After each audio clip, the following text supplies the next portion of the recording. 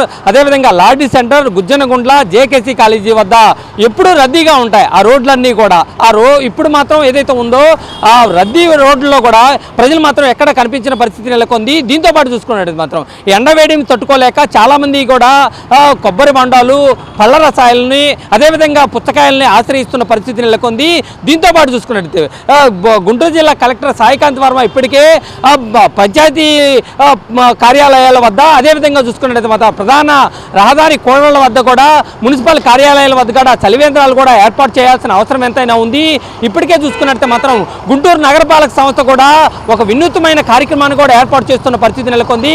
ప్రజలు ఉష్ణోగ్రతని తట్టుకోలేకపోతుంటే రోడ్ల వెంటే ఎప్పటికప్పుడు మాత్రం చూసుకున్నట్టే మాత్రం వాటర్ ఎక్కడైతే చూసుకున్నట్టే ట్యాంకర్లను వినియోగించి రోడ్ల మీద చల్లే విధంగా ఉష్ణోగ్రతను నివారించేందుకు మాత్రం చర్యలు చేపడుతున్న పరిస్థితి నెలకొంది. మనం ప్రధానంగా చూస్తూనే ఉన్నాం, కలెక్టరేట్ వద్ద ఎక్కువగా రద్దీగా ఉంటుంది. ఆ కలెక్టరేట్ కోడలో కూడా ఎక్కువగా అక్కడ వాటర్ ట్యాంకర్తో కూడా రోడ్డు మీద నీటిని చల్లుతున్న పరిస్థితి నెలకొంది.